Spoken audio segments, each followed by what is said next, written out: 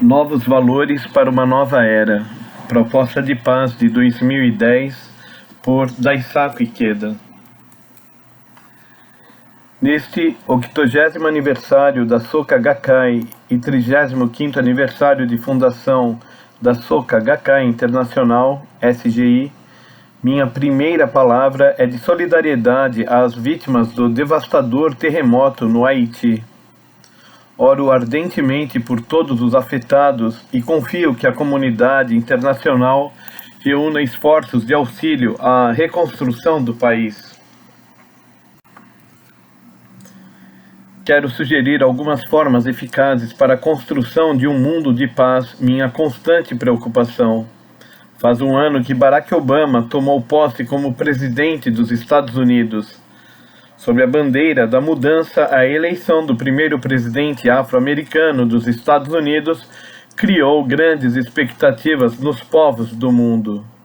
A recessão global pela falência do banco de investimentos Lehman Brothers, em setembro de 2008, alimentou ainda mais as esperanças de que alguma mudança seria anunciada pelos Estados Unidos. O Ato Americano de Recuperação e Reinvestimento, assinado no mês seguinte à posse de Obama, atraiu a atenção de todos, como um processo de novas oportunidades de emprego, em virtude da ênfase na política de energia renovável. O sistema financeiro mundial, então à beira do colapso, estabilizou-se graças a ações políticas coordenadas de vários governos. Contudo, isso resultou em déficits orçamentários massivos e a situação de emprego permanece calamitosa. Profundas são as raízes da crise. Tudo indica que uma recuperação plena ainda está distante. Existe sim a possibilidade de uma recessão dupla, como a da Grande Depressão dos anos 30. O presidente Obama impulsiona uma transformação fundamental na questão das armas nucleares, produto demoníaco da civilização científico-tecnológica moderna. No discurso de Praga, República Tcheca, em abril de 2009, falou da responsabilidade moral dos Estados Unidos por ser o único país a usar bombas atômicas na guerra. Obama clamou por um mundo liberto dessas armas, tirando novo ímpeto aos esforços para o desarmamento paralisados há muito tempo. A abolição dessas armas é uma questão antiga de extrema importância para mim, compromisso que mantenho com meu mestre e o segundo presidente da Soka Gakkai, Josei Toda. Não me canso de enfatizá-la nos meus encontros com intelectuais e líderes políticos ao longo dos anos. Em 8 de setembro de 2009, lancei a proposta Construindo a Solidariedade Global pela Abolição das Armas Nucleares, para celebrar o brado cinquentenário de Toda pela eliminação dessas armas apocalípticas. Elas representam os impulsos negativos mais profundos do coração humano em toda a história de nossa espécie. Elas representam os impulsos negativos mais profundos do coração humano em toda a história de nossa espécie. Sei que eliminá-las é tarefa difícil. É ilusão esperar progressos rápidos. Como o próprio presidente Obama advertiu ao receber o Prêmio Nobel pela Paz. Abre aspas. A não violência de Gandhi e Luther King pode não ter sido possível nem é aplicável em certas circunstâncias, mas o amor que pregaram, a fé no progresso humano, deve sempre guiar nossa jornada. Fecha aspas. Como Gandhi observou, abre aspas, o bem viaja com velocidade de lesma, fecha aspas. É, portanto, vital manter uma posição flexível e persistente, evitar pré-julgamentos e políticas individuais para alcançar grandes objetivos. Expectativas podem ser frustradas. Espero que a comunidade internacional assuma esses desafios sem perder de vista o seu ideal durante a luta para vencer todas as dificuldades. Quero me deter numa questão profunda, o pessimismo, ou ainda o niilismo, que permeia a sociedade contemporânea. O niilismo é comumente atribuído a Friedrich Nietzsche, por sua afirmação da morte de Deus. Convém notar, entretanto, que não se trata de um fenômeno exclusivamente europeu. Tem genealogias múltiplas no pensamento oriental. Uso aqui o termo em referência à patologia da civilização que paira como um miasma sobre o desolado panorama humano ferido pelas contradições da globalização. Essa tendência é visível no Japão, no teor quase sempre pessimista do discurso. A razão disso, acredito, não se limita ao fim da era de consistente crescimento econômico. Essa decadência é caracterizada pelo pessimismo e niilismo que difere da experiência das pessoas durante a Grande Depressão da década de 1930, quando o socialismo era colocado como alternativa para o sistema em vigor. O atual pessimismo parece o oposto da energia frenética de uma bolha inflacionária, mas na realidade é simplesmente um aspecto daquelas contradições. O cientista político francês Emmanuel Todd faz a seguinte análise do que chama de culminação lógica da globalização centrada das finanças. Abre aspas. Ao querer libertar o indivíduo de qualquer pressão coletiva, só conseguiu fabricar um anão amedrontado e desanimado, que procura segurança na divinização e no entesouramento do dinheiro. Fecha aspas. O reverso do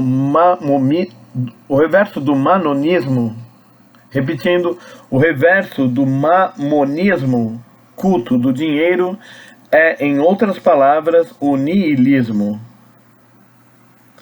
Aspectos que parecem diametralmente opostos são, na realidade, gêmeos nascidos da civilização moderna.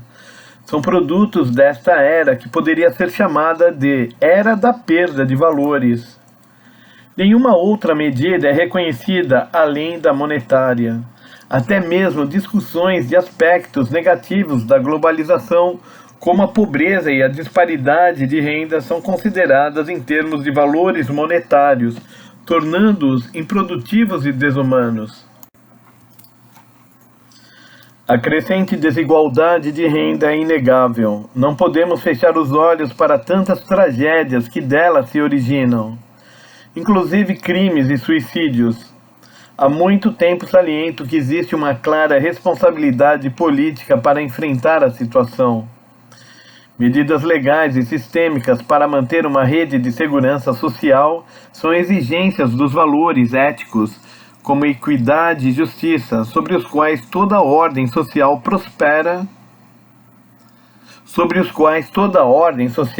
próspera repousa. Repetindo, a crescente desigualdade de renda é inegável. Não podemos fechar os olhos para tantas tragédias que delas se originam, inclusive crimes e suicídios. Há muito tempo saliento que existe uma clara responsabilidade política para enfrentar a situação. Medidas legais e sistêmicas para manter uma rede de segurança social são exigências dos valores éticos, como equidade e justiça, sobre os quais toda ordem social próspera repousa. Contudo, minha preocupação maior é com o precário resultado dos esforços para melhorar as condições físicas e tangíveis, porque só combatem os sintomas. O fundamental é eliminar as causas. Para assegurar a eficácia genuína e duradoura de nossa resposta, é imprescindível um mergulho espiritual, uma reavaliação profunda de nossas prioridades. O objetivo básico da civilização moderna é fazer da capacidade econômica a habilidade para o maior lucro possível e o acúmulo de riqueza, o critério único do valor humano.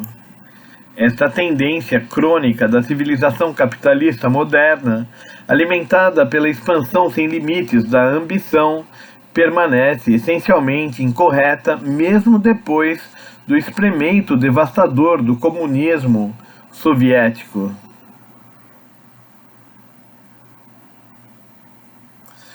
Quase 40 anos depois da advertência do Clube de Roma com os limites do crescimento, a humanidade já precisa aprender com as lições da atual recessão global e reconhecer essa patologia. Sejamos conscientes. O padrão de valores que avalia a qualidade humana a partir de termos econômicos é o que Todd chama de sistema de valor de mediocridades, ou melhor, de total ausência de valores. Precisamos perguntar a nós mesmos pelas razões do pessimismo e do niilismo tão difusos em sociedades industriais avançadas, onde o padrão de vida avaliado em termos rigorosamente materiais superam monarquias e aristocracias do passado. As maiores forças que levam ao desenvolvimento da civilização moderna são a ciência e a tecnologia. Yoshiharu Izumi, cientista que explora a relação entre religião, o budismo em particular, e a ciência, afirmou, abre aspas, a humanidade busca um modo de vida estável e seguro, com a religião servindo de volante e freio para guiar e contrabalançar o acelerador da ambição que carrega o motor do intelecto. Fecha aspas. De fato, a civilização moderna e, em especial, o sistema capitalista moderno era, aos olhos de Max Weber, caracterizado por um modo de vida em que o grau de estabilidade era assegurado pelo funcionamento de éticas protestantes, agindo para frear um desejo desimpedido. Em outras palavras, questões embasadas no valor. Qual o objetivo do trabalho, dos esforços árduos de acumulação? Eram aspectos da vida diária. Isso proporciona certo equilíbrio ao espírito humano e à vida das pessoas. Quando o volante e o freio param de funcionar, tudo o que resta são os excessos do que Weber chamou de especialistas sem espírito, sensualistas sem coração. Pode-se dizer que a condenação que hoje se faz ao supercapitalismo, cobiça incontrolável, representa a fase terminal desse processo, em que o desejo e o intelecto romperam totalmente com quaisquer estruturas éticas. A bolha de crédito que originou a atual crise financeira enraizou-se na expansão do mercado altamente especulativo de derivados desenvolvido pela engenharia financeira de ponta. Não é de admirar que questões de propósito ou impacto maior sempre se chocaram com a consciência daqueles preocupados em transformar o mercado financeiro num cassino gigante.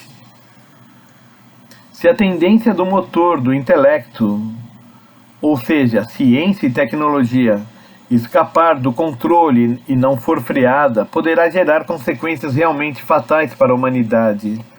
Os horrores de Hiroshima e Nagasaki puseram fim à fé no progresso, que já havia sido fortemente abalada pelos acontecimentos das primeiras décadas do século XX.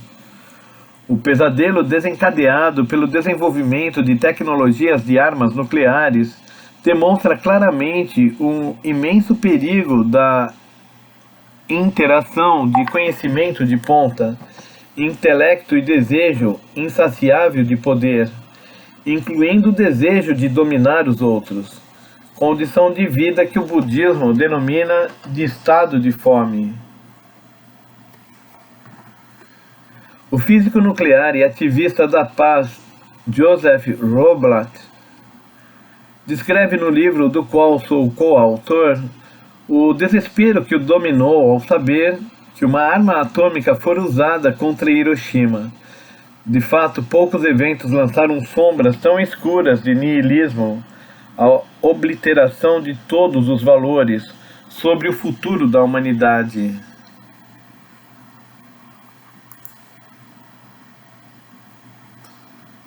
Outra ameaça do niilismo contemporâneo reside no desenvolvimento potencial de formas extremas de biotecnologia, como a engenharia genética de células germinativas. Francis Fukuyama, entre parênteses, nosso futuro pós-humano, consequências da revolução da biotecnologia, fecha parênteses,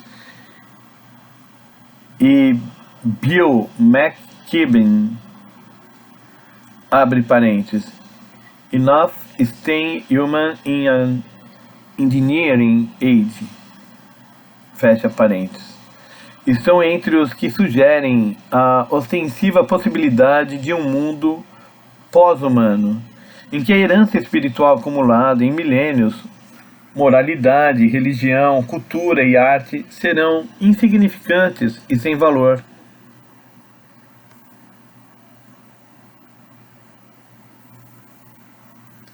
A engenharia genética pode, por puro egoísmo das pessoas, o desejo de perfeição delas e de seus descendentes, atingir um nível de desenvolvimento que escapa à nossa consciência.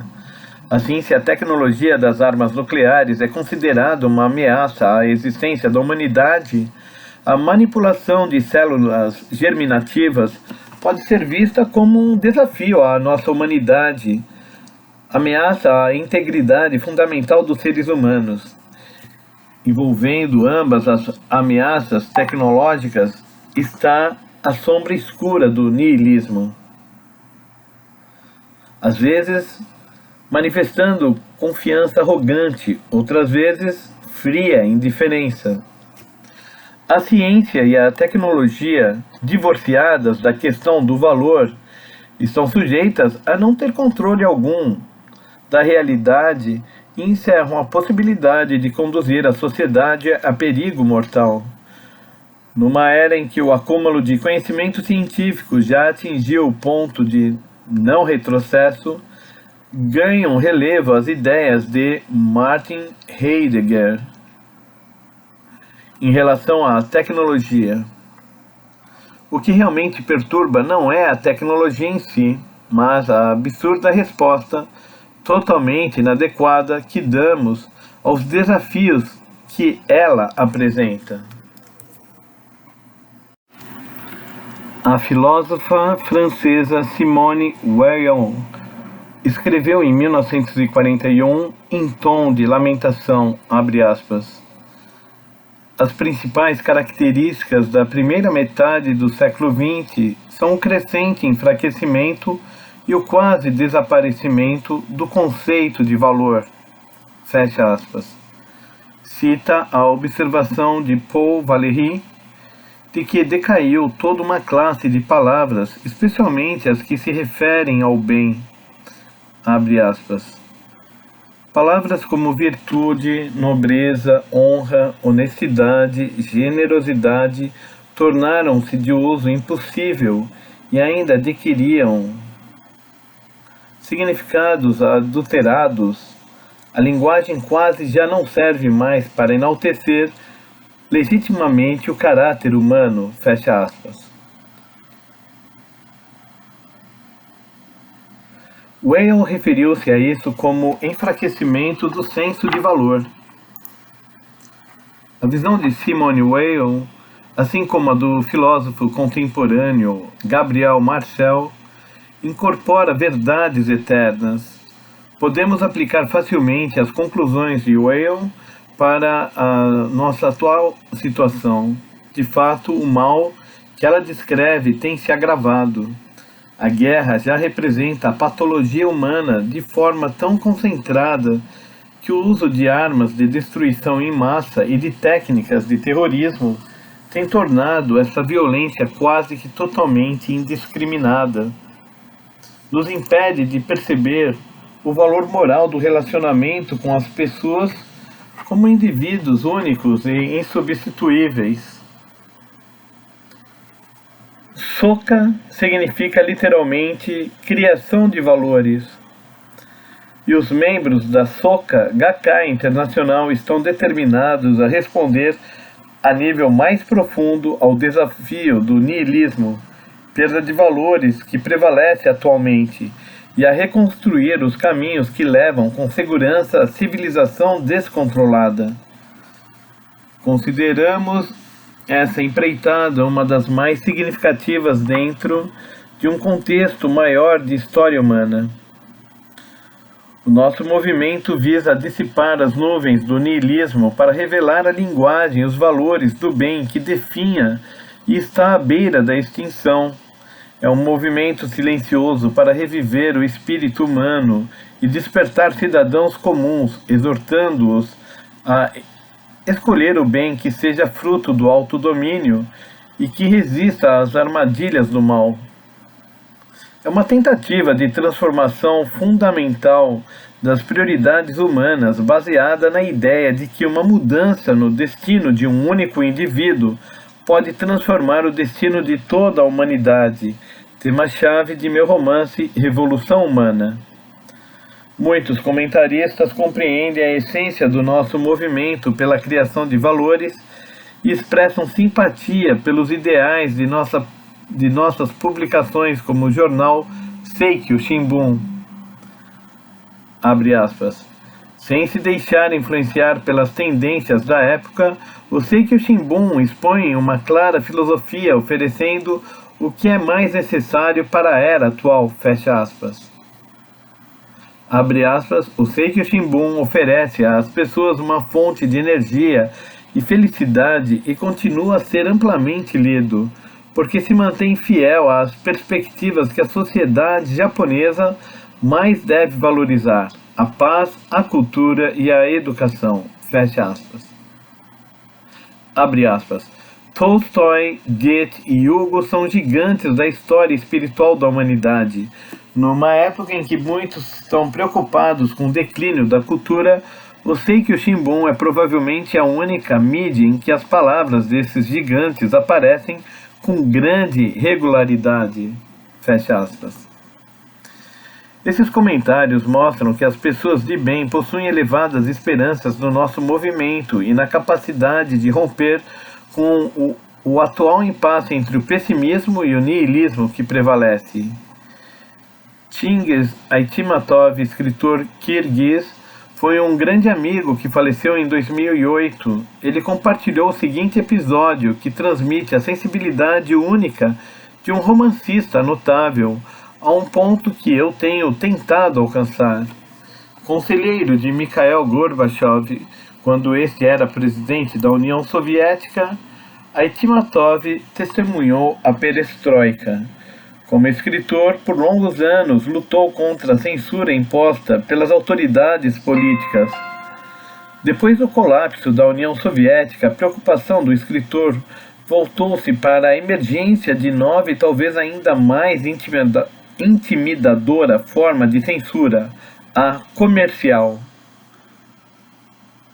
Aitmatov descreveu o seguinte episódio, abre aspas, um jovem jornalista investiu toda a sua fortuna para criar um jornal de qualidade, porém depois de 10 edições o jornal faliu. O amigo do jovem fez-lhe o seguinte comentário, abre aspas, seu jornal não traz artigos sobre fofocas, não publica boatos espalhafatosos, nem tem notícias de mortes. Quem compraria um jornal desses? Fecha aspas. Fecha aspas. Aitmatov comparou o episódio ao Seikyo Shimbun, dizendo que o jornal não publica fofocas, nem invencionices e consegue manter um conteúdo de elevado nível cultural. E o mais importante é que continua sendo lido por milhares de pessoas. Esse feito, ele observou, é extraordinário. É nossa convicção imutável que na religião está a fonte de energia para criar valores e abrir as portas de uma nova era. Existe a necessidade de uma religião que seja compatível com a ciência e a abarque que sirva para guiar e frear as tecnologias que, se mal utilizadas, podem causar a devastação da humanidade. Autor da famosa declaração "Deus não joga dados", Albert Einstein foi firme na rejeição ao milagroso. Nos últimos anos de vida, contudo, Einstein mostrou-se cada vez mais sensível à natureza harmoniosa e integrada do cosmos. Ele enfatizou a ideia de uma religião cósmica ou sentimento religioso cósmico. Isso coincide com o conceito de realidade espiritual derradeira que o historiador britânico Arnold Toynbee e eu exploramos em nosso diálogo. Entrar nesse domínio de forma tangível requer uma sensibilidade, em particular, uma intuição religiosa e filosófica que torne relativos os conceitos de tempo e espaço que têm sido a base da ciência moderna. Mas essa sensibilidade não é absolutamente algo que só os gênios possuem. Se observarmos, além das diversas atividades da vida diária, o aspecto ruidoso de uma sociedade de informação que exige muito das terminações nervosas das pessoas, descobriremos uma capacidade inata para valorizar a realidade genuína, para ouvir as batidas do coração, daquilo que realmente vale a pena ouvir.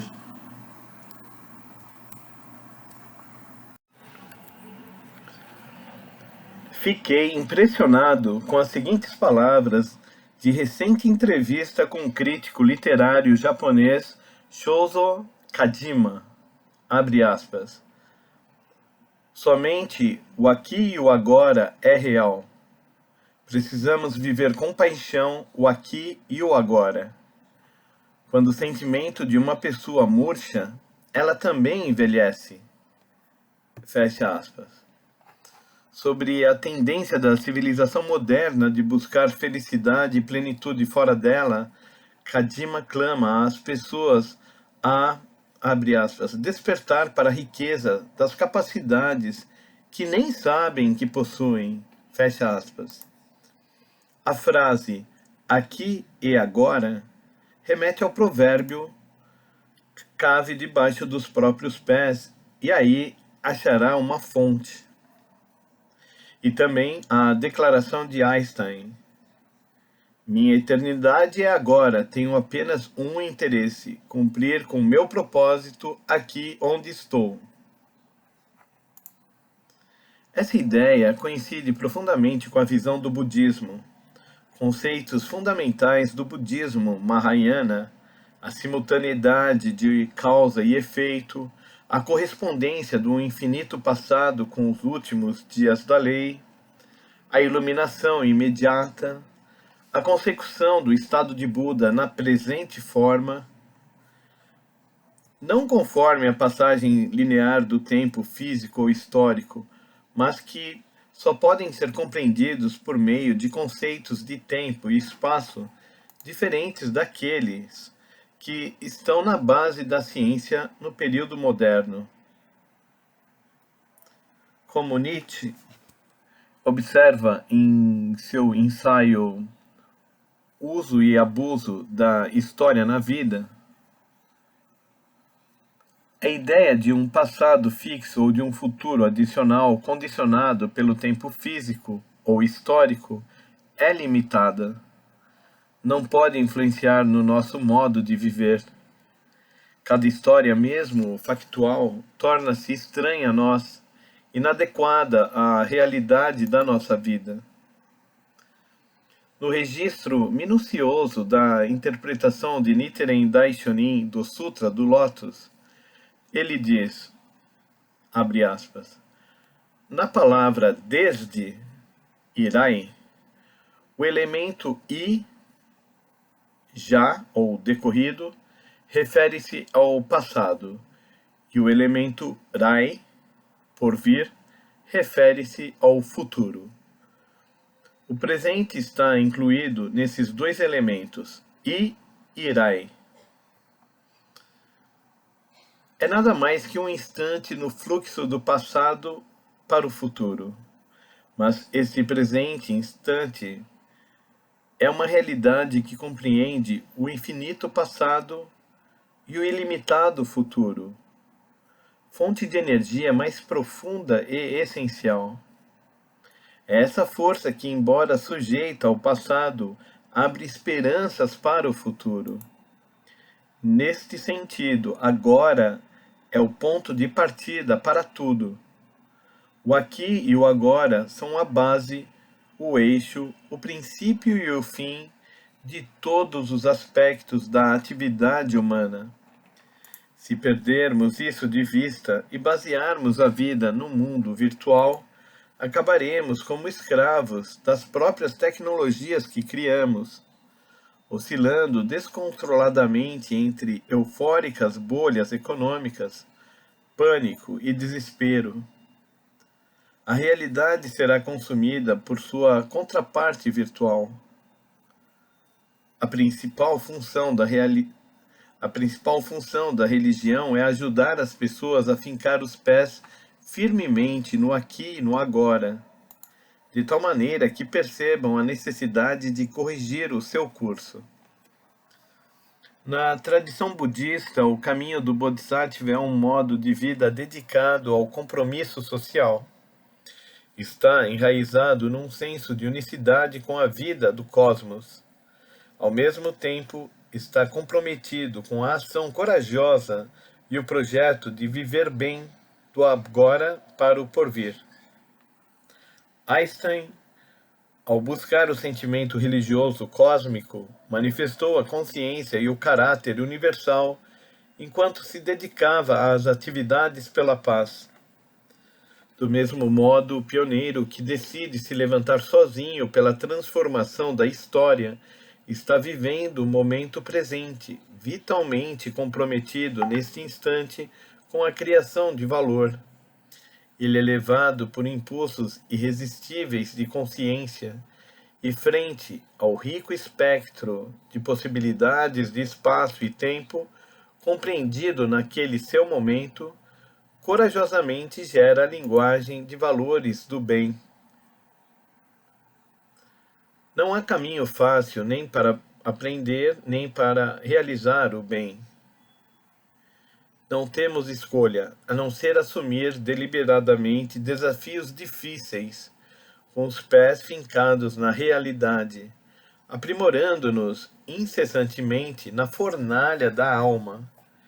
Este é o caminho direto para a conquista do bem. Como Marcel observou, há sempre uma tensão entre a individualidade das circunstâncias e a universalidade da lei. Considerou essa tensão o ponto crucial, a fonte de valor. O budismo ensina: o superficial é fácil de abraçar, o profundo é difícil. Essa frase brilha como eterno guia para a vida. Para vencer essa tensão, essa fornalha, sem desvios, é preciso disposição para buscar o profundo e nos fortalecer dia a dia, mês a mês. Aqui encontramos a tensão do coração que possibilita romper com a tendência do ser humano e sempre buscar o caminho fácil. Aqui encontramos a tensão do coração que possibilita romper com a tendência do ser humano a sempre buscar o caminho fácil, em vez de constante conquista da superação. Tudo, em essência, é impermanente. A realidade é uma sucessão interminável de transformações. Um adágio ensina que se você não vir alguém por 3 dias, espere o próximo encontro com mais esperança. Em outras palavras, a pessoa que se esforça para amadurecer, em apenas 3 dias, dá sinais de mudança. Quem explora as profundezas logo vai sentindo as mudanças. Responderá a elas com acuidade, sem deixar de avançar para a criação de valores. Palavras como esperança, coragem, esforço, amizade e gentileza são qualidades de quem procura romper as dificuldades por um futuro melhor.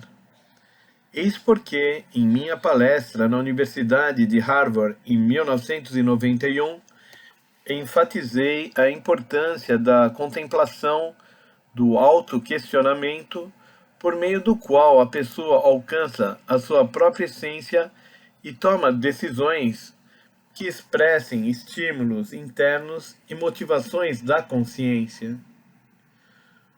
Quando as pessoas de fé sucumbem ao impulso de confiar cegamente, de atribuir total responsabilidade às forças exteriores, nesse caso a religião apenas serve de ópio e não é capaz de ajudá-las na busca de um novo modo de vida, descrito no budismo como o caminho do Bodhisattva, como agentes de mudança capaz de transformar a era. O filósofo espanhol José Ortega y Gasset usou o termo "a vida da história" para descrever esta fornalha de incessante luta espiritual e ofereceu a seguinte vívida descrição.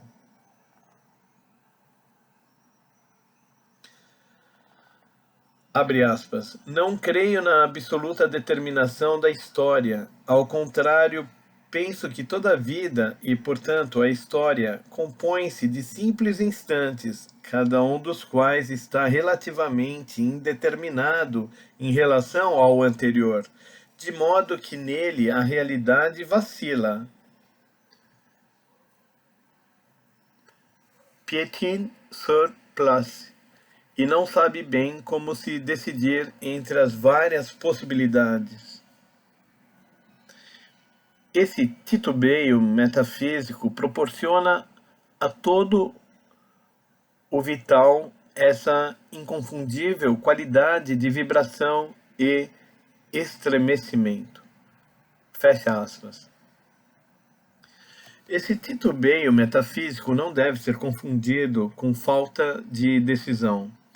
Indica a fonte de energia para rejeitar todas as concepções fixas e esforçar-se para encontrar o bem dentro de um estado de tensão, marcado por uma vibração e estremecimento.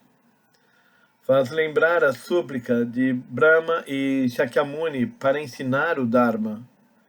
Depois de atingir a iluminação, Shakyamuni relutou em ensinar o Dharma, sabendo quão profunda, misteriosa e insondável era a natureza da iluminação. Brahma, o Senhor do Universo na cosmologia indiana, apareceu diante dele, implorando para ensinar o Dharma pelo bem de todos os que sofrem. Há uma ressonância entre a hesitação de Shakyamuni e o que Ortega y Gasset descreve como titubeio metafísico. A capacidade de hesitação pode ser comparada à força necessária para retesar ao máximo a corda de um arco, na certeza de que a flecha disparada vencerá todas as dificuldades para atingir o alvo do bem. A pessoa que manifesta essa habilidade consegue resolver os dilemas da vida com flexibilidade, cautela e rapidez, enquanto escolhe conscientemente a linguagem e os valores construtivos. Dessa forma, essa hesitação serve como ponto decisivo e fonte de criação de valor. Num poema que dediquei aos jovens, pedi que fizessem um processo de revolução pessoal saudável e gradual, nos seus diversos modos de pensar. As escolhas e decisões das pessoas que aspiram ao bem revelarão imensa variedade dependendo de seus respectivos aqui e agora, que Marshall chamou de particularidade das circunstâncias. Mas é a disposição de ir às profundezas e o esforço para nos fortalecer que nos possibilitarão levar avante a determinação sem evitar e sem fugir dessas circunstâncias. Os Miseráveis, de Victor Hugo, é uma obra que aprecio desde jovem. Inicia com um argumento entre o bispo Myriel e um moribundo convencionalista sobre os respectivos clamores por justiça da Igreja Católica e da Revolução Francesa. Quando o bispo pergunta ao convencionalista o que ele pensa de Marat, Jean-Paul Marat, aplaudindo a guilhotina, o segundo rebate perguntando ao bispo o que ele achava então de Bossuet, Jacques Bénigne Bossuet, cantando o Te Deum quando os dragões, soldados do exército francês, atacavam os protestantes. Pode-se avaliar essa divergência como um confronto, um diálogo interior de Hugo para debater fatos históricos. Hugo não aceita nem toma partido. Isso sugere que a difícil questão de justiça que tem causado sofrimento às pessoas desde a antiguidade era de seu interesse. É preciso resistir à tentação de abandonar o diálogo e adotar a violência. Permanecer comprometidos com o processo de hesitação filosófica, resistindo à tensão e à fornalha da luta espiritual incessante, onde nossa humanidade é realmente forjada. A existência dos outros é a premissa inevitável para um modo de vida genuinamente humano. O diálogo com os outros é um processo incessante que nos fortalece cada vez mais. Ortega y Gasset considera a disposição e a capacidade para coexistir pacificamente com pessoas diferentes como força que divide barbárie e civilização. Em meu encontro com o ex-presidente soviético Mikhail Gorbachev, o homem que devolveu o debate e o diálogo à cultura política da União Soviética, concordamos com a importância de aprender e respeitar os outros e de nos adaptar à realidade dos outros. De início definiu niilismo como uma recusa ao sentido moral de valor que nos compele a nos relacionar com as pessoas como indivíduos únicos e insubstituíveis. Por essa razão, acredito que discernir a concepção que os outros têm da vida permite a transformação de uma era enfraquecida do senso de valores e restaurar a linguagem do bem humano. O fortalecimento de cada um, dia a dia, mês a mês, é, portanto, um encorajamento incomparável e insuperável para a tarefa de vencer o niilismo. Tomo a oportunidade para discutir várias propostas que acredito podem apoiar esforços que resolvam as crises atuais da humanidade e edificar uma nova ordem de paz e coexistência para o século XXI. A crise econômica tem causado forte impacto na vida de cidadãos em muitos países. Existe a preocupação de que uma de suas consequências será de um retrocesso dos esforços internacionais para solucionar questões globais como a pobreza e a degradação ambiental. Precisamos evitar o ciclo em que crises dão surgimento ao pessimismo, que por sua vez gera novas crises.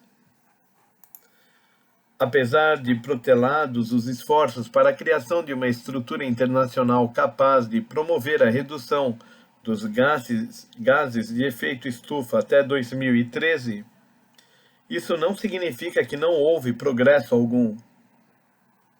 Por exemplo, a campanha de plantio de árvores iniciada pelo Programa das Nações Unidas para o Meio Ambiente, PNUMA, em 2006, resultou, até o fim de 2009, no plantio de 7,4 bilhões de árvores no mundo inteiro. Esse trabalho tem a participação de milhões de cidadãos, desde alunos de escolas de ensino fundamental até chefes de Estado. O total de árvores plantadas chega a mais de uma por habitante do planeta. Em 2008, o PNUMA lançou o programa Rede Clima Neutro, que visa zerar a emissão de gases de efeito estufa.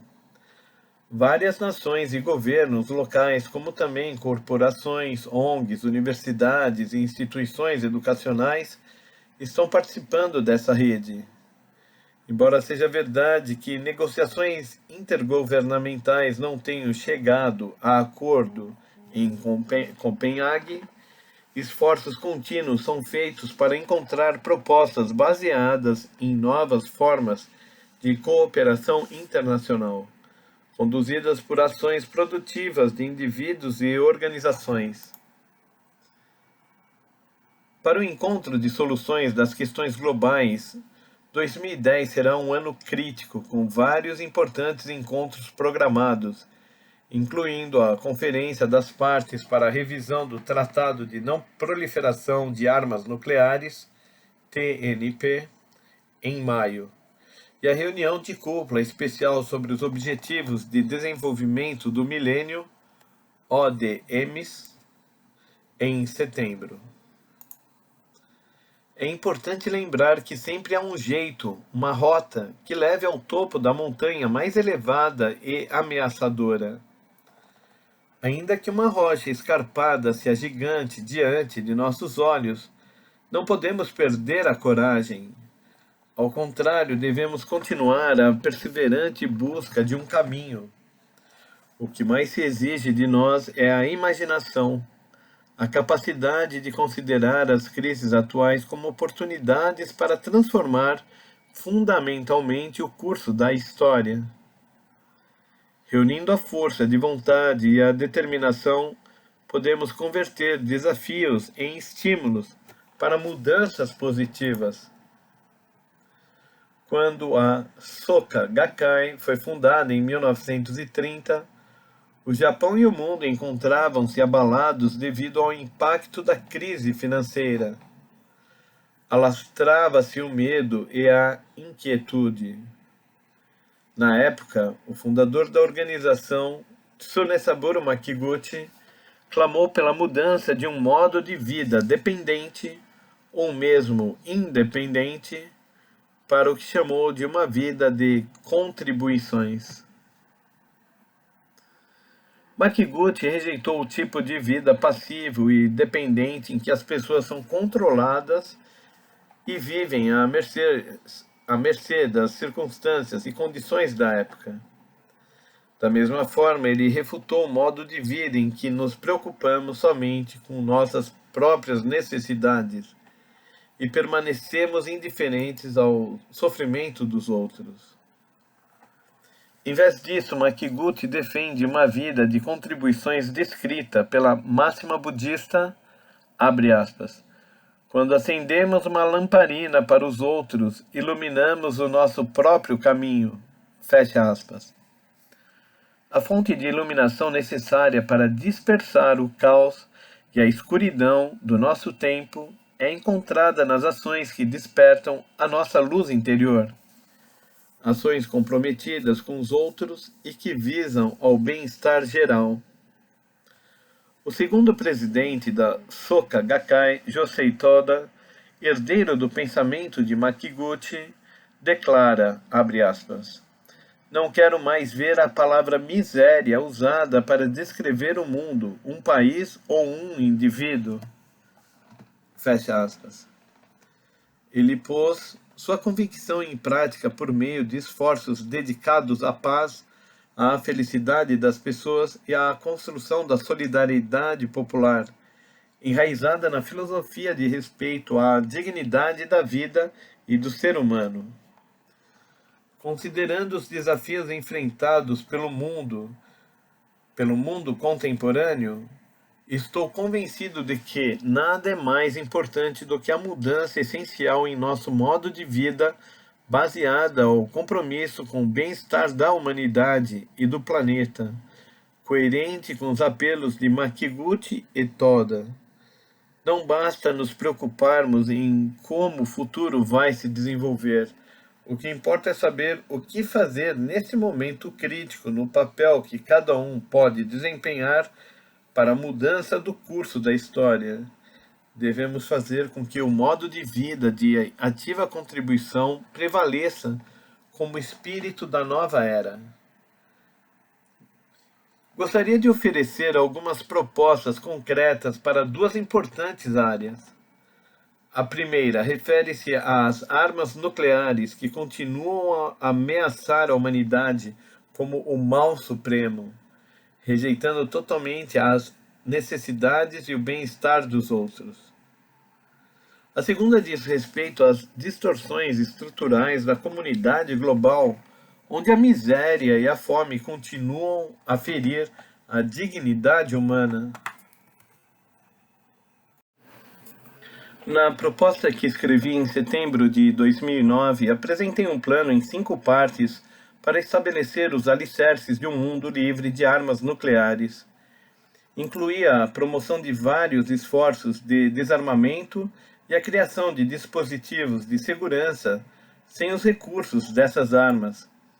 Reafirmei também minha antiga convicção de que devemos lutar contra o verdadeiro inimigo, que não são as armas nucleares propriamente ditas, nem os estados que as possuem ou as fabricam. O inimigo mais perigoso é o pensamento que justifica a existência de armas. A facilidade de aniquilar os outros, transformados em ameaça ou obstáculo à realização de nossos objetivos.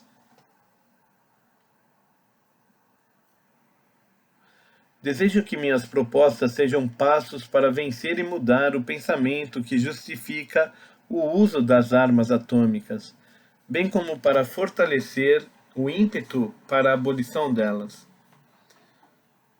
O primeiro passo seria expandir, a partir do sistema do TNP, estruturas com bases institucionais que obriguem, clara e legalmente, o não uso de armas nucleares, eliminando assim a sua função de segurança nacional. O segundo passo seria a inclusão da ameaça ou do uso de armas nucleares entre os crimes de guerra sob a jurisdição do Tribunal Penal Internacional, deixando claro que essas armas jamais devem ser usadas. O terceiro passo seria criar um sistema fundamentado na Carta das Nações Unidas para que a Assembleia Geral e o Conselho de Segurança trabalhem juntos, visando a completa eliminação das armas nucleares. Reconheço que não é fácil pôr em prática nenhuma dessas propostas. Todas, no entanto, podem ser firmadas sobre bases institucionais existentes. Não são, de modo algum, objetivos inatingíveis. É meu sincero desejo que a Conferência de Revisão do TNP, a ser realizada em maio, inicie um movimento para esses objetivos e que estes possam ser implementados nos próximos 5 anos. Tais esforços devem culminar numa reunião de cúpula para a abolição nuclear em 2015, realizada em Hiroshima e em Nagasaki, 70 anos depois do lançamento das bombas atômicas que devastaram as duas cidades, que efetivamente marcariam o fim desses instrumentos de morte.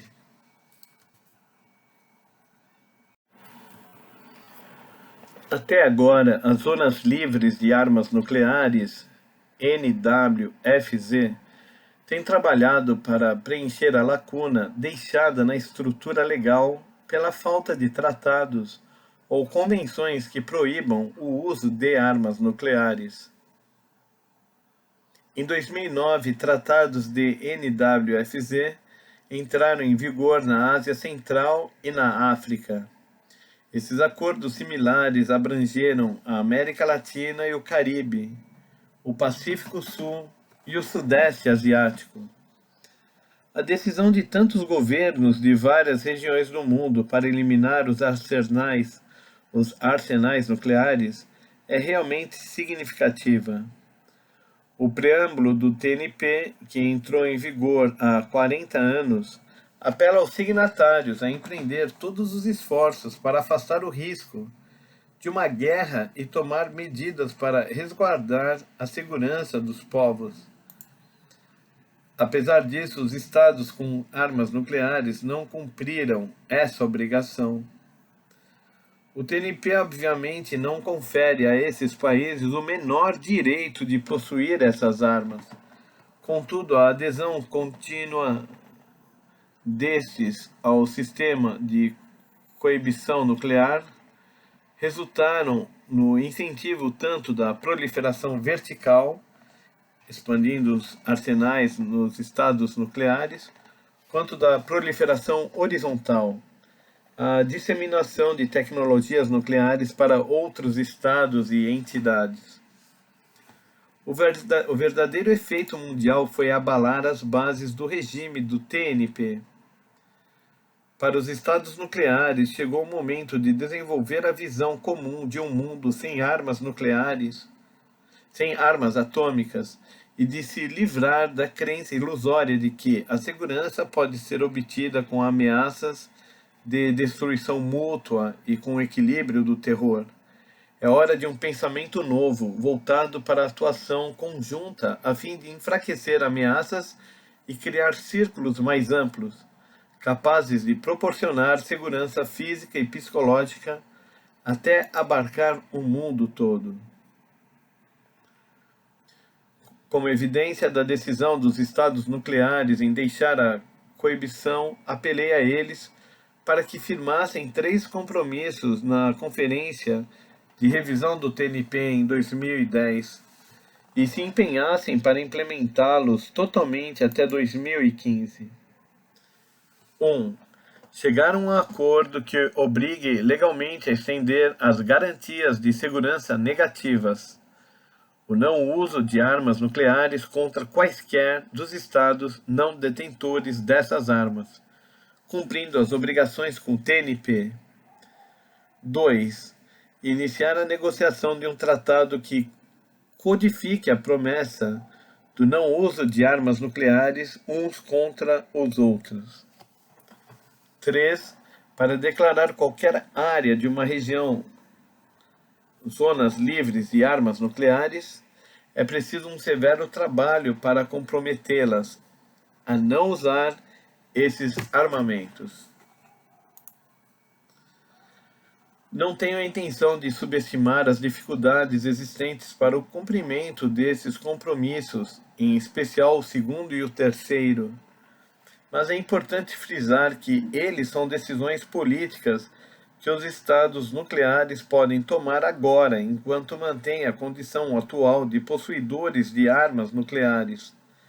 Sobre as garantias de não uso mútuo, mesmo um acordo limitado aos Estados Unidos e à Rússia seria um evento divisor de águas que acarretaria na maior redução em ameaças perceptíveis, do qual ambas as partes se beneficiariam igualmente.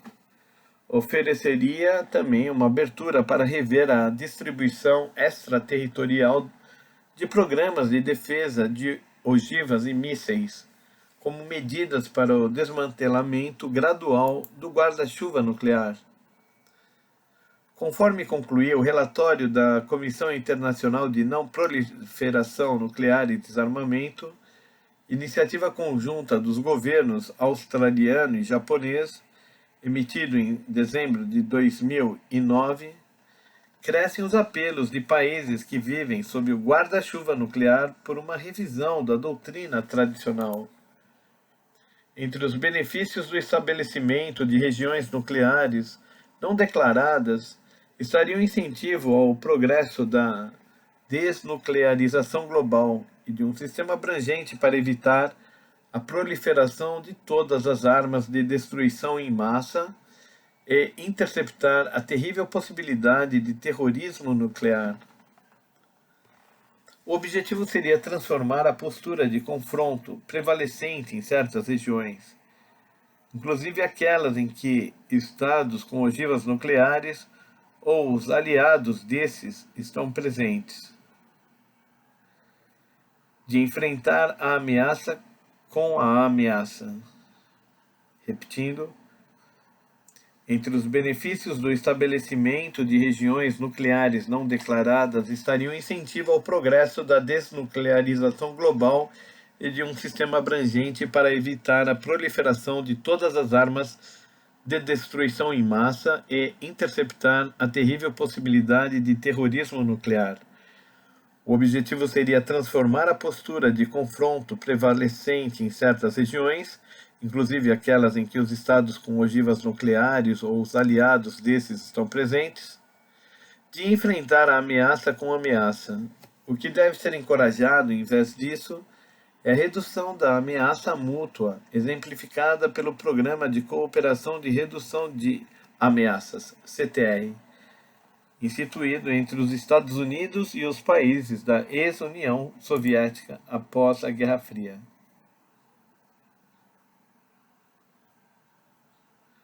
Lamentavelmente, o TNP na estrutura atual não tem sido capaz de reduzir ameaças e oferecer garantias mútuas para intensificar a confiança. Se progressos fossem logrados nas negociações para esses objetivos na base regional, mais importante seria a segurança física e psicológica da sua participação no desarmamento, impedindo o crescente isolamento externo. Sem dúvida, diminuiria a motivação para desenvolver ou adquirir armas atômicas. Se por meio desses sistemas, círculos expandidos de segurança física e psicológica pudessem ser criados para envolver não apenas países que não contam com a proteção do guarda-chuva de estados nucleares, mas também a Coreia do Norte e o Irã, e nações como a Índia, o Paquistão e Israel, que atualmente não fazem parte do TNP, isso representaria maior abertura para o objetivo de desnuclearização global.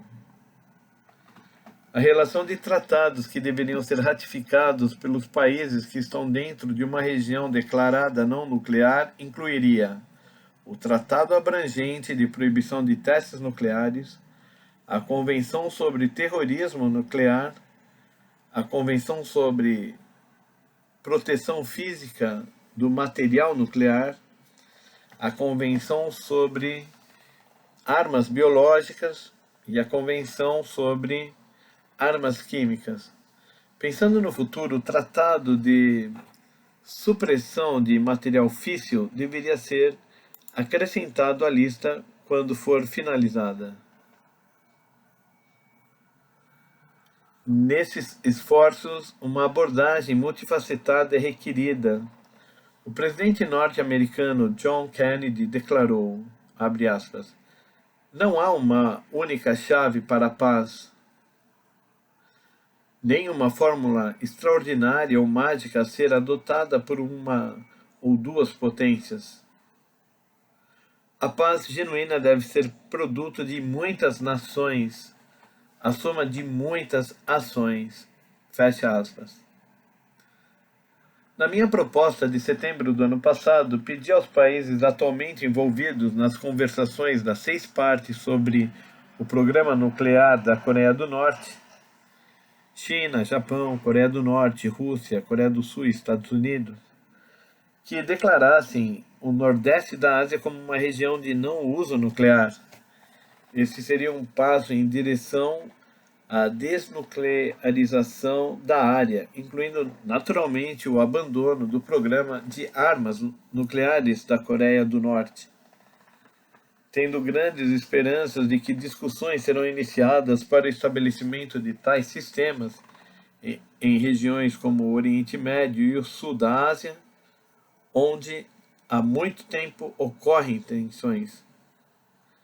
Repetindo, tenho grandes esperanças de que discussões serão iniciadas para o estabelecimento de tais sistemas em regiões como o Oriente Médio e o Sul da Ásia, onde há muito tempo ocorrem tensões.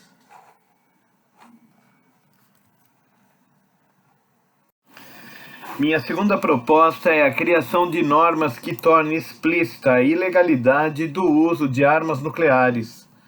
Até o momento, tratados já foram estabelecidos proibindo de modo abrangente o desenvolvimento e a produção, a posse e a estocagem, a transferência e a aquisição de armas químicas e biológicas de destruição em massa. O Protocolo de Genebra de 1925, que proíbe o uso dessas armas, foi adotado em resposta ao enorme sofrimento ocasionado pelo uso de gás tóxico na Primeira Guerra Mundial e representou um importante passo para proibições abrangentes.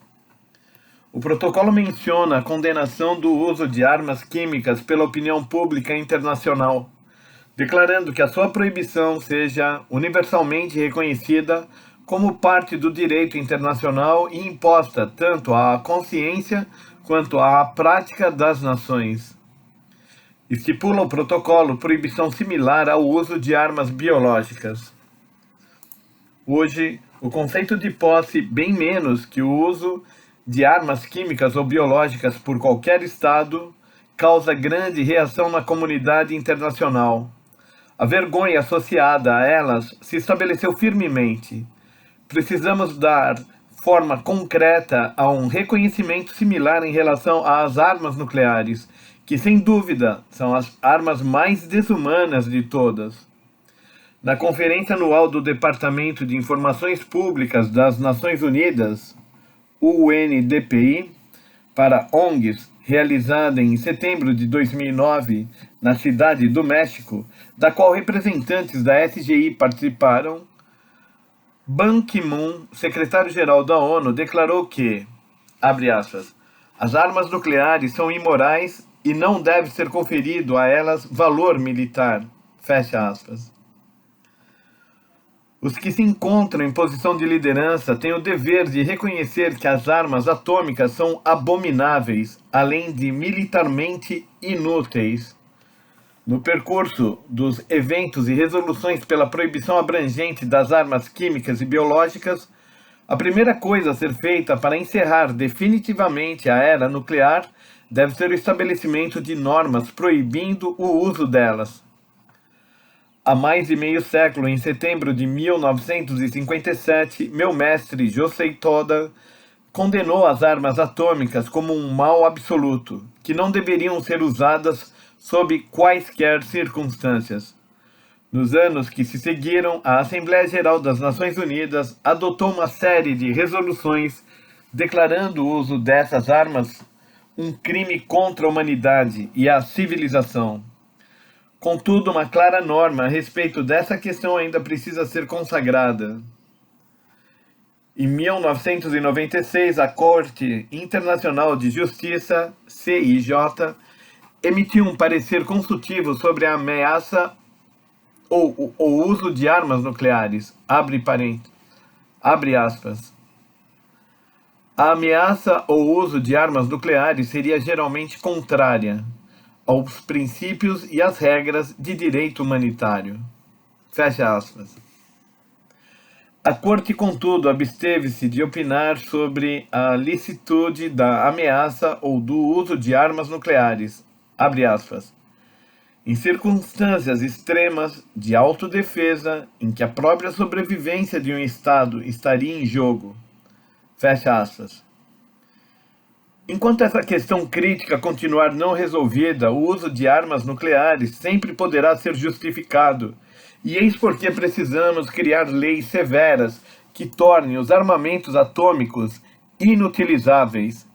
Christopher Weeramantry, presidente da Associação Internacional de Advogados contra as Armas Nucleares, foi um dos juízes participantes da reunião. Ele emitiu sua opinião separadamente, expressando que, abre aspas, o uso ou a ameaça de uso das armas nucleares é ilegal em quaisquer circunstâncias, fecha aspas. Em seu livro Universalising International Law,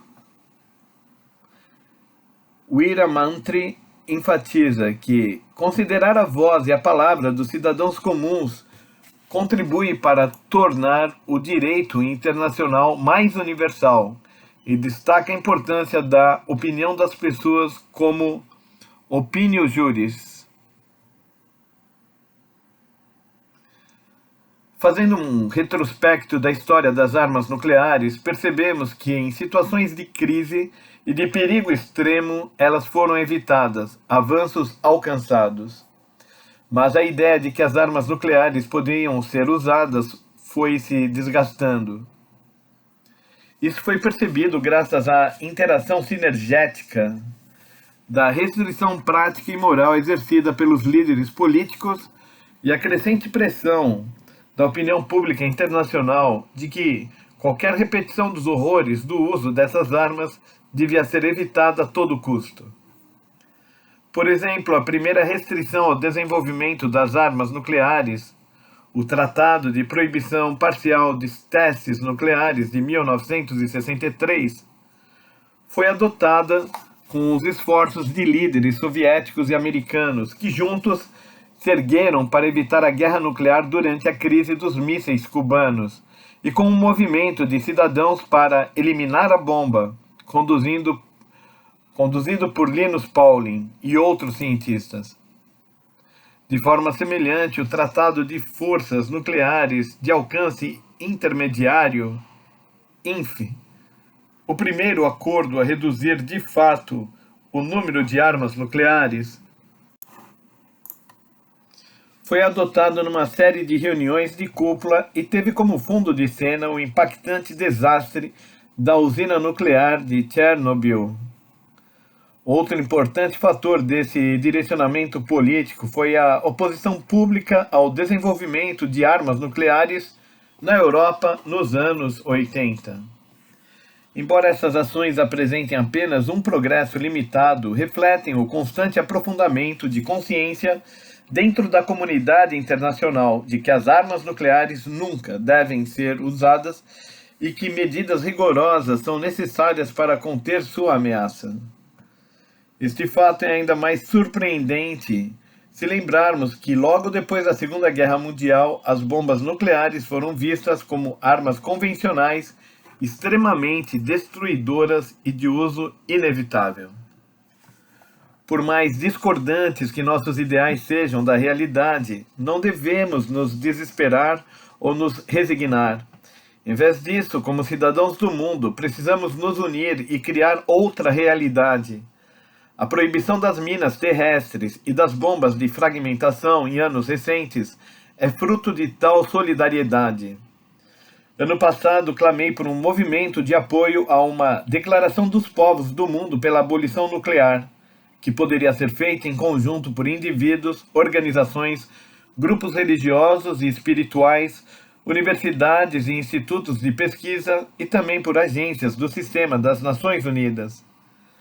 Além dessa iniciativa, sugiro nessa oportunidade a promoção de um movimento para ratificar o Estatuto do Tribunal Penal Internacional, definindo o uso de armas nucleares como crime de guerra. Devemos abraçar o objetivo de fazer da proibição desses aparatos de destruição em massa norma e aspiração comuns de toda a humanidade até 2015, o 70º aniversário do lançamento das bombas de Hiroshima e Nagasaki. Uma norma para limpar o caminho rumo à total abolição das armas nucleares, desejo ardente não só dos sobreviventes dos ataques nucleares, mas dos povos do mundo. Muitos estados participantes das negociações que conduziram ao estabelecimento do TPI em 1998 defendiam a inclusão do uso de armas nucleares como crime de guerra, enquadrado na jurisdição do tribunal. Porém, isso não foi considerado na redação final do Estatuto de Roma, quando de sua adoção.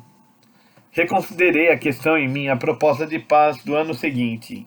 Em novembro de 2009, na 8ª sessão da Assembleia dos Estados-membros do Estatuto de Roma do Tribunal Penal Internacional, o México propôs a emenda ao Estatuto. Um grupo de trabalho foi criado visando essa ratificação e outras revisões. Considero o fato um importante avanço da paz. Os estados que não fazem parte do TPI, em especial as nações nucleares, deveriam ser convidados a participar dos debates sobre essa questão como observadores. É importante que o maior número possível de representantes e governos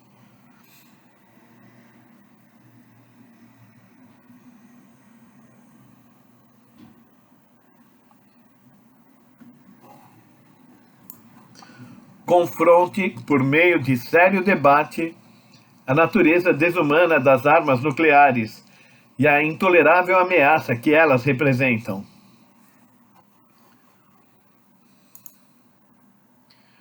Obviamente, a finalidade da revisão proposta, mais do que punir o uso de armas nucleares, é estabelecer uma norma clara de que o uso delas, em qualquer circunstância, é inaceitável. Para nós, membros da SGI, a declaração feita pelo segundo presidente da Soka Gakkai, Josei Toda, clamando pela proibição das armas atômicas, é nossa eterna fonte de inspiração. Induzidos por ela ao longo de meio século, prosseguimos na luta para combater os horrores das armas nucleares, elevando a consciência pública e conquistando apoio à sua abolição. Em setembro de 2007, por ocasião do 50º aniversário da Declaração de Toda, a SGI lançou a Década dos Povos para a Abolição Nuclear. Também nos dedicamos à campanha internacional pela abolição das armas nucleares ICAN, promovida pela Associação Internacional de Médicos pela Prevenção contra a Guerra Nuclear, IPPNW. E encorajamos a adoção de uma Convenção sobre Armas Nucleares, CAN, proibindo essas armas de forma abrangente. Estou convencido de que a ratificação do Estatuto do TPI para tornar o uso de armamentos nucleares crime de guerra daria maior impulso à adoção de uma Convenção sobre Armas Nucleares. No Japão, desde o início de 2010, os membros da Soka Gakkai, em particular os jovens, têm se empenhado em diálogos populares para aprofundar a consciência entre as pessoas sobre a questão nuclear. Assinaturas também foram coletadas em apoio à adoção de uma CAN para serem entregues na Conferência de Revisão do TPI, em maio. É de natureza dos jovens não ser dissuadidos diante das dificuldades, resistir às tendências perversas da realidade e viver comprometidos com a realização dos mais elevados ideais. Se a chave para a proibição das armas nucleares reside em reunir de forma esmagadora a expressão da vontade popular, será na solidariedade dos jovens dedicados a essa causa que poderemos encontrar a energia para mudar a época. Até hoje, a exposição, abre aspas, da cultura de violência para a cultura de paz, a transformação do espírito humano, fecha aspas, criada pela SGI em 2007, percorreu 50 cidades de 22 países. Produzimos também em DVD o documentário, abre aspas, Testemunhas de Hiroshima e Nagasaki, o brado das mulheres pela paz, fecha aspas, que narra as experiências de sobreviventes das bombas atômicas, determinados a cumprir a missão confiada por Josei Toda. Continuaremos a utilizar essas ferramentas educacionais como veículos para criar uma corrente inefreável de energia popular, visando a proibição e a eliminação de todas as ogivas atômicas.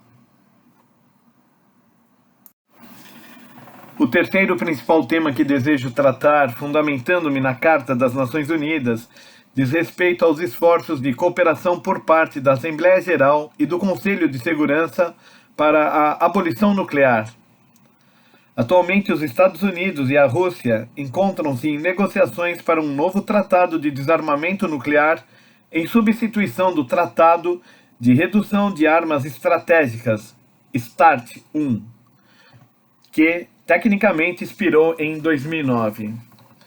Contudo, mesmo com as reduções mais ambiciosas sendo negociadas entre os dois países, ainda resta uma quantidade enorme de ogivas nucleares no planeta. Para obter avanços efetivos na redução desse arsenal, é imprescindível expandir a estrutura além destes dois países, incluindo todos os estados que possuem armamentos. Com esse objetivo, proponho desenvolver e implementar um plano para um mundo livre de armas nucleares com base na Carta das Nações Unidas, a qual todos os governos se comprometem a apoiar. O artigo 11 da Carta declara que a Assembleia Geral poderá considerar os princípios comuns de cooperação na manutenção da paz e da segurança internacionais, inclusive os princípios que disponham sobre o desarmamento e a regulamentação dos armamentos, e poderá fazer recomendações relativas a tais princípios aos membros ou ao Conselho de Segurança, ou a este e a aqueles conjuntamente. Já o artigo 26 diz que o Conselho de Segurança tem a responsabilidade de formular planos para a regulamentação dos armamentos, a fim de promover o estabelecimento e a manutenção da paz e da segurança internacionais, desviando o menos possível de recursos humanos e econômicos do mundo para armamentos. Até hoje, a Assembleia Geral alicerça-se no artigo 11, empenhando-se ativamente em questões de desarmamento. Em contrapartida, o Conselho de Segurança tem falhado em cumprir esse papel, deixando o artigo 26 adormecido durante todos esses anos. Essa é uma das razões pela qual a cúpula do Conselho de Segurança da ONU sobre não proliferação e desarmamento nuclear, realizado em setembro do ano passado, ter sido tão significativa. Para cumprir o compromisso firmado na ocasião de criar as condições para um mundo sem armas nucleares, o Conselho de Segurança, cujos 5 membros permanentes são todos estados nucleares, deve assumir a liderança no estabelecimento de um fórum para negociações de desarmamento multilateral por meio de, por exemplo, uma série de reuniões de cúpula com a participação do secretário-geral das Nações Unidas. Uma ação que poderia ser tomada pela Assembleia Geral seria fazer uma avaliação crítica do resultado prático das resoluções dedicadas ao objetivo da abolição nuclear. A Assembleia Geral começaria emitindo recomendações anuais ao Conselho de Segurança, pedindo pelo cumprimento das responsabilidades para atingir a redução mínima especificada de armas nucleares. Para fortalecer a autoridade moral das recomendações, essas poderiam ser acompanhadas por relatórios de estados sobre ações por eles tomadas para a redução das tensões e promoção do desarmamento. Nem é preciso dizer que a responsabilidade maior pela abolição nuclear recai sobre os estados detentores dessas armas. É óbvio também que os estados não nucleares não precisam esperar passivamente que as negociações pela redução de armas sejam concluídas. Por meio das próprias ações, eles podem pressionar para que a abolição seja agilizada e se concretize. Tais esforços estariam naturalmente em concordância com a linha de conduta estipulada pelo parecer consultivo do TPI, de que qualquer tentativa de desarmamento geral e completo, em especial o desarmamento nuclear, necessita da cooperação de todos os Estados. Porque essas resoluções expressam a vontade da comunidade internacional, a Assembleia Geral estimula esforços ambiciosos de vários países para reduzir divergências. Isso, por sua vez, torna-se, nos termos do requerimento de Costa Rica, de 2008, ao Conselho de Segurança pela regulamentação de armas, conforme o artigo 26, um meio para romper o círculo vicioso da corrida armamentista que parece ganhar ímpeto em várias regiões do mundo, competindo com a priorização de gastos sociais e o Acordo Internacional de Objetivos de Desenvolvimento, incluindo os Objetivos de Desenvolvimento do Milênio, e afetando negativamente a segurança humana. Numa era em que todas as sociedades deveriam se unir para responder aos desafios comuns da humanidade, como a destruição ambiental e a pobreza, os gastos militares ultrapassam os limites dos recursos econômicos e humanos. As armas nucleares, em particular, são um mal fundamental que não pode resolver as complexas questões globais, só podem agravá-las. Jayanta Dhamapala, presidente das conferências Pugwashi sobre ciência e questões mundiais, e Patricia Lewis, vice-diretora do Centro de Estudos para a Não Proliferação do Instituto de Pesquisa Internacional de Monterey, são ambos especialistas em questões de desarmamento mundial renomados. Num prefácio escrito em conjunto para um relatório do Instituto das Nações Unidas para a Pesquisa sobre o Desarmamento, UNIDIR, eles clamam que em qualquer discussão sobre desarmamento, seja sobre armas de pequeno porte, seja sobre armas de destruição em massa, a segurança humana deve ser dada prioridade. Abre aspas. Precisamos falar sobre desarmamento para colocá-lo em seu devido lugar, no centro de nosso pensamento sobre segurança humana. Desarmamento é ação humanitária. Fecha aspas.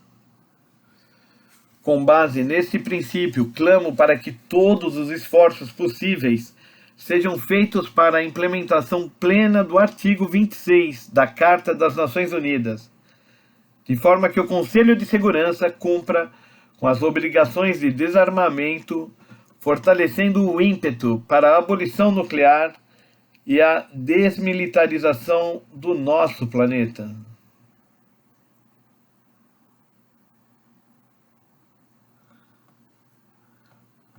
Como país que teve a amarga experiência de um ataque nuclear, o Japão patrocina há mais de uma década resoluções da Assembleia Geral pela abolição das armas nucleares. O Japão também adere aos 3 princípios não nucleares: não produzir, não possuir e nem permitir que a entrada de armas nucleares em seu território.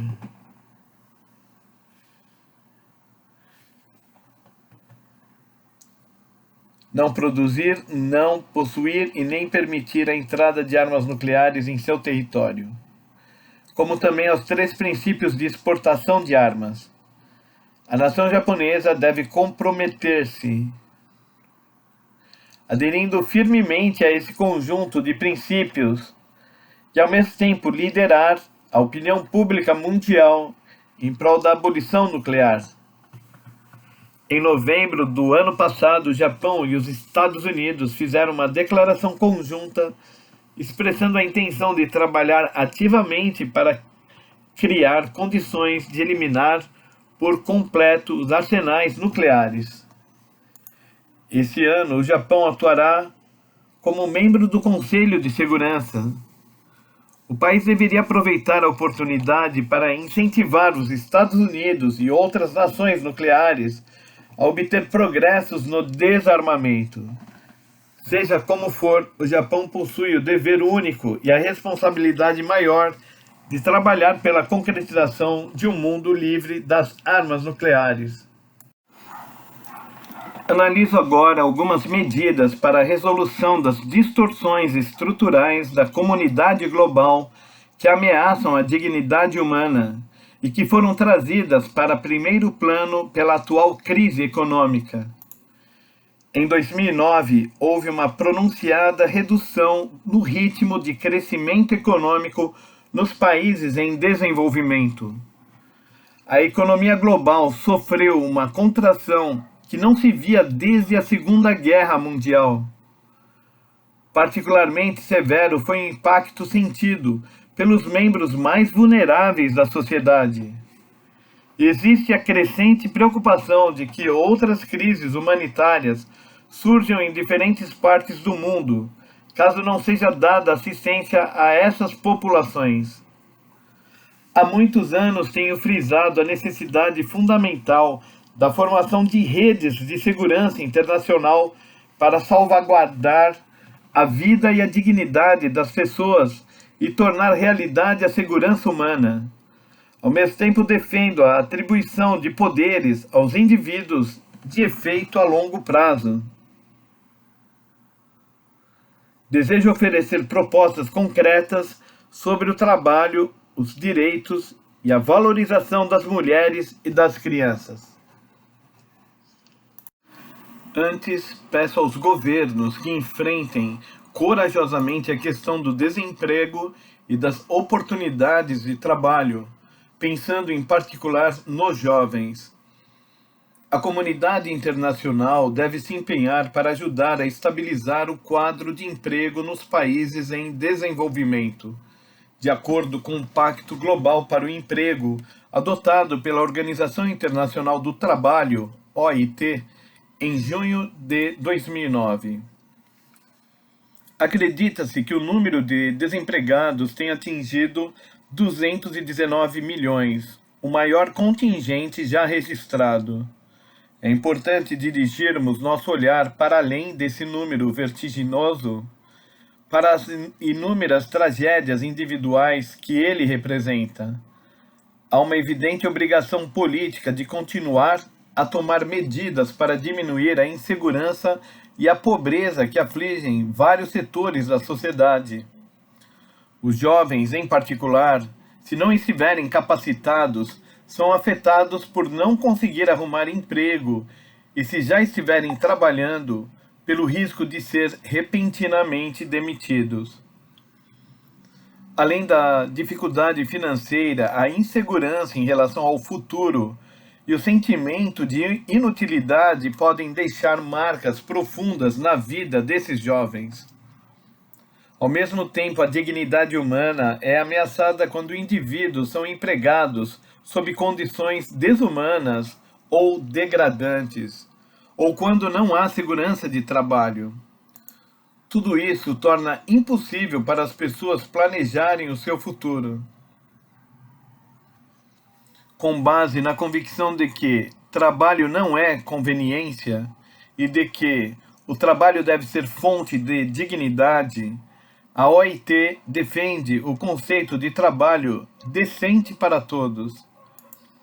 Os líderes que se reuniram na cúpula do G20 em Pittsburgh em setembro de 2009 endossaram, abre aspas, não podemos descansar até que a economia global esteja totalmente recuperada e as famílias trabalhadoras em todo o mundo possam encontrar empregos decentes.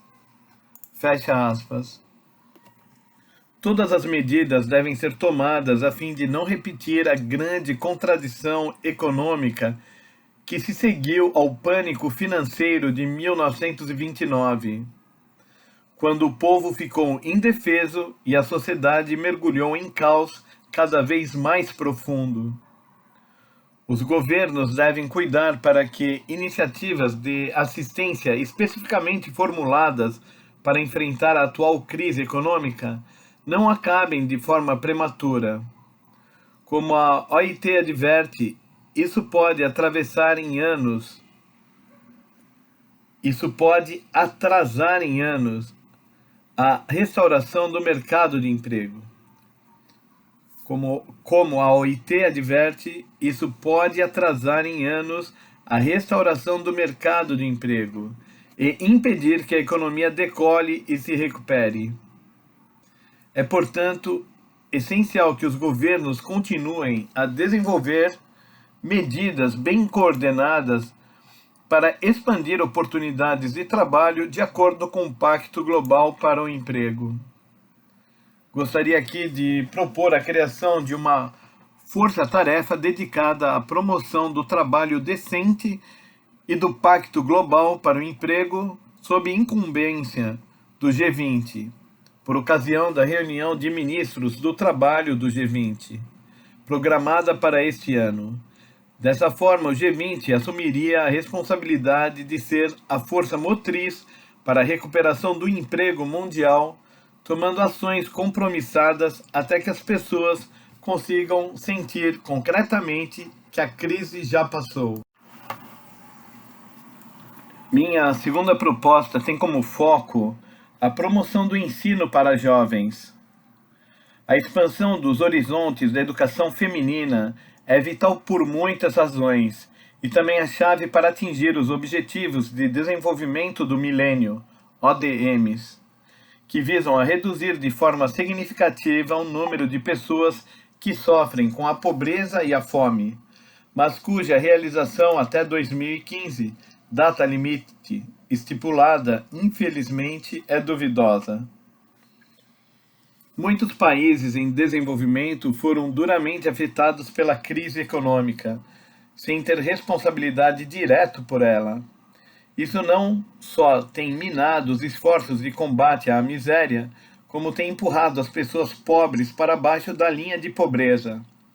Mais do que nunca, o apoio ativo dos países desenvolvidos tem se tornado indispensável, conforme a declaração de Ban Ki-moon, secretário-geral das Nações Unidas, que pediu por esforços derradeiros para atingir os ODMs até 2015.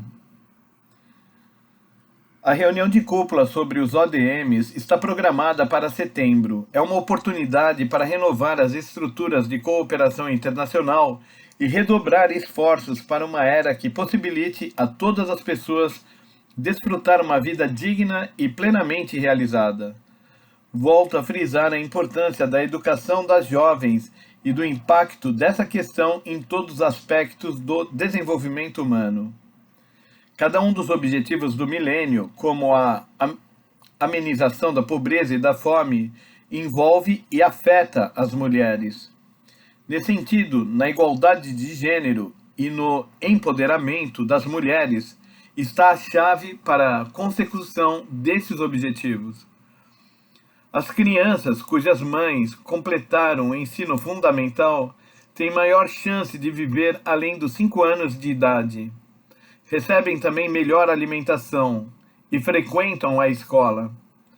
Dessa forma, a educação recebida pelas mulheres configura importante fator para encerrar o ciclo gerador da pobreza. Os países que investem na educação feminina alcançam, a longo prazo, níveis mais elevados de desenvolvimento econômico. A expansão de horizontes às mulheres proporcionada pela educação conduzirá a um futuro brilhante para elas próprias, para os filhos e a família e, consequentemente, permeará a sociedade com a luz da esperança. Sem dúvida, a educação possui esse potencial. O número de matrículas de meninas em escolas de ensino fundamental tem revelado notável progresso, graças a programas como a Iniciativa das Nações Unidas para a Educação de Meninas, do Fundo das Nações Unidas para a Infância, UNICEF. Visualizando 2015, precisamos nos empenhar em criar condições para que o maior número de meninas tenha acesso aos ensinos médio e superior. Para esse fim, propõe a criação de um fundo administrado internacionalmente dedicado a oferecer um futuro melhor para as mulheres. Esse fundo seria formado por parte das dívidas perdoadas de países em desenvolvimento e pela aplicação da quantia equivalente na educação feminina. São muitos os desafios e as ameaças enfrentados pelas mulheres. A ampliação dos horizontes na educação possibilitam a elas se levantarem como protagonistas autoconfiantes, capazes de atravessar crises, redirecionar a vida e a sociedade para um futuro melhor. Plantar as sementes desse empoderamento agora é tornar isso uma realidade. Há 100 anos, quando a posição social das mulheres no Japão era muito baixa, o presidente fundador da Soka Gakkai, Tsunesaburo Makiguchi, dedicou-se apaixonadamente para ampliar as oportunidades de ensino às mulheres, certo de que elas seriam as construtoras de uma sociedade melhor. Makiguchi estabeleceu um programa que oferecia aulas por correspondência para mulheres que não possuíam condições de receber instrução no ensino médio após a graduação no ensino fundamental. Ele compilava materiais de estudo e os editava num periódico. Dentre outras iniciativas de Makiguchi estão a criação de facilidades, aulas gratuitas para mulheres com restrições de recursos financeiros para aprender a costurar e a bordar, habilidades que na época constituíam o principal elemento da educação das meninas no Japão. Como herdeiro do espírito de Makiguchi, criei programas de curso por correspondência na Universidade Soka e fundei a Faculdade Feminina Soka. As mulheres desempenham um papel fundamental no movimento da SGI. A exposição As Mulheres e a Cultura de Paz foi criada pelo Comitê de Paz das Mulheres da Soka Gakkai, no Japão, com a colaboração da renomada ativista da paz Elise Bonding, e fóruns sobre o valor feminino são realizados para ajudar a elevar a consciência em muitas comunidades locais. A mensagem subjacente a esses esforços é que as mulheres são as construtoras da paz. Isso representa a tradução da crença de Makiguchi para o contexto contemporâneo. Essas atividades compartilham o espírito da Resolução 1325 do Conselho de Segurança das Nações Unidas, adotada 10 anos atrás, em outubro de 2000. O significado da resolução reside, acima de tudo, no fato de que foi uma declaração para o mundo no início do século XXI. O envolvimento das mulheres é essencial para que a paz duradoura seja alcançada. Tive recentemente o privilégio de trocar ideias sobre o assunto com o ex-subsecretário-geral das Nações Unidas, Anouaru Choudhury, que se empenhou incansavelmente para sua adoção. O embaixador Choudhury também concorda que a participação das mulheres possibilita que a cultura de paz aprofunde as suas raízes. Em setembro de 2009, a Assembleia Geral das Nações Unidas adotou uma resolução para juntar 4 agências e escritórios com a finalidade de tratar das questões concernentes às mulheres. O Fundo de Desenvolvimento das Nações Unidas para a Mulher, a Divisão das Nações Unidas para o Avanço das Mulheres, a Assessoria Especial do Secretário-Geral para Assuntos de Gênero e o Instituto Internacional de Pesquisa e Treinamento para o Avanço das Mulheres, formando uma nova entidade de alto nível dedicada à igualdade de gênero. Tenho esperança de que este novo órgão inclua entre suas principais atividades a supervisão do cumprimento da Resolução 1325, além de promover o empoderamento das mulheres, incluindo naturalmente a educação para as meninas. O grau de consolidação da Resolução 1325 reflete-se claramente na participação feminina nos processos de paz. Por outro lado, a Comissão Construtora da Paz obedeceu à Resolução 1325 no trabalho de reconstrução em Burundi e em Serra Leoa. Contudo, mundialmente, as mulheres ainda compõem menos de 2% dos signatários dos acordos de paz e apenas 7% das negociações de paz. Este é o ano do 15º aniversário da Plataforma de Ação de Pequim, padrão de políticas internacional relacionado às mulheres, adotada na 4ª Conferência Mundial sobre Mulheres, e também do 10º aniversário da Resolução 1325. É importante, portanto, fazer de 2010 um ano rompedor de barreiras, de progressos significativos em relação ao empoderamento das mulheres em escala mundial.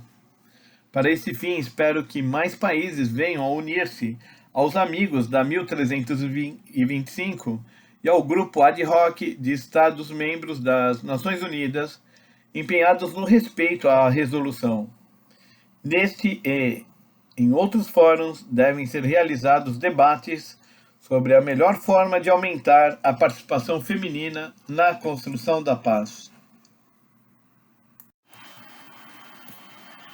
Minha terceira proposta visa proteger as condições de sobrevivência das crianças e a solidificar as bases para que o século XXI se torne o século da paz e da coexistência. Seja nos países em desenvolvimento, seja nos desenvolvidos, são as crianças quem pagam o preço mais alto quando a crise bate à porta. Com a economia em recessão e os orçamentos nacional e familiar duramente afetados, aumenta o número de crianças sem acesso à boa alimentação, à saúde, obrigadas a abandonar a escola para trabalhar. Diante dessa situação, sugiro que escolas sirvam de refúgio para as crianças se protegerem das várias ameaças, como fortalezas de segurança humana, e tornem-se um local para formá-las como protagonistas de uma nova cultura de paz. Em 1995, a Organização Mundial de Saúde, OMS, lançou a Iniciativa Global de Saúde na Escola, programa conduzido pela FRESH, Focusing Resources on Effective School Health, concentração de recursos em saúde escolar efetiva, criada em 2000. Conta com a parceria da Organização Mundial de Saúde, do Fundo das Nações Unidas para a Infância, UNICEF, da Organização das Nações Unidas para a Educação, a Ciência e a Cultura, UNESCO, e do Banco Mundial. A FRESH tem como objetivos estimular o aprendizado, melhorar o ambiente de estudo, desenvolvendo habilidades necessárias para estabelecer práticas saudáveis e oferecendo refeições escolares nutritivas. A experiência do Programa Mundial de Alimentação comprova há mais de 4 décadas que os programas de merenda escolar protegem a saúde e garantem o futuro das crianças.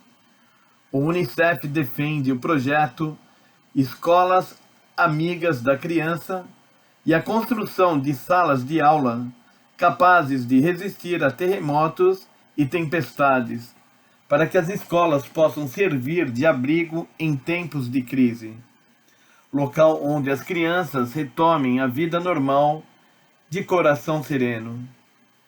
Estes esforços e experiências educacionais devem ser aplicados de tal maneira que as escolas se tornem centros de promoção da segurança humana e da construção de uma cultura de paz. Em anos recentes, ênfase tem sido dada à valorização das crianças como agentes de mudança, em vez de simplesmente protegê-las. Tamanha é a importância da questão. Vamos prepará-las, porque mais tarde serão elas quem vão iniciar ondas de mudanças, transformar e romper com os ciclos históricos de sofrimento e tragédia da humanidade. Este ano de 2010 será o último da década internacional por uma cultura de paz e não violência para as crianças do mundo. Todas as iniciativas para promover a cultura de paz devem continuar nos anos vindouros, tendo as escolas como centro de atividades. A Declaração e Programa de Ação para uma Cultura de Paz, adotada pela Assembleia Geral em 1999, pede a todos os protagonistas, abre aspas, assegurar que crianças desde cedo sejam protegidas e beneficiadas com educação sobre valores, atitudes e maneiras de viver, para que sejam capazes de resolver pacificamente as divergências com respeito à dignidade humana, tolerância e não discriminação. Fecha aspas. Tenhamos estas palavras como diretriz na importante tarefa de formar as crianças para lidar com ameaças à vida e à dignidade, como também a disposição de resolver questões sempre pelo diálogo, jamais pela violência. Estes esforços devem envolver todos os lugares onde as crianças aprendem: o lar, a escola e a comunidade. Repetindo, esses esforços devem envolver todos os lugares onde as crianças aprendem: o lar, a escola e a comunidade. Precisamos educá-las para que se tornem indivíduos capazes de defender os direitos e a dignidade delas e dos outros. É importante o papel das crianças para que a cultura de paz finque raízes na sociedade. Para expandir ainda mais o alcance positivo de uma cultura de paz, é imprescindível não apenas o trabalho das Nações Unidas e dos governos, mas também o da sociedade civil. Precisamos elevar a consciência sobre as ideias constituintes de uma cultura de paz em termos de valores, comportamentos e modos de vida. Como herdeira dos ideais de Tsunesaburo Makiguchi, a SGI se empenha para que a felicidade das crianças seja o padrão de avaliação do sucesso na solução dos problemas que a sociedade enfrenta. A fim de corresponder à adoção da Convenção sobre os Direitos da Criança em 1989, promovemos as exposições, abre aspas, As Crianças do Mundo e o Unicef, fecha aspas, e, abre aspas, Quais são os direitos das crianças, fecha aspas. As exposições percorreram todo o Japão desde 1996. A mostra, abre aspas, Valorizando o Futuro, os Direitos e a Realidade das Crianças, fecha aspas, circula pelos Estados Unidos. Para servir à década internacional, a exposição, abre aspas, Edificando uma Cultura de Paz para as Crianças do Mundo, fecha aspas, tem viajado a vários países desde a sua inauguração em 2004 e, abre aspas, As Crianças e a Cultura de Paz, fecha aspas, é exibida em inúmeras cidades japonesas desde 2006. As crianças são mensageiras do futuro, tesouro comum da humanidade. Convencidos de que o ato de encorajar e plantar a esperança no coração das pessoas é o caminho certeiro para a paz mundial.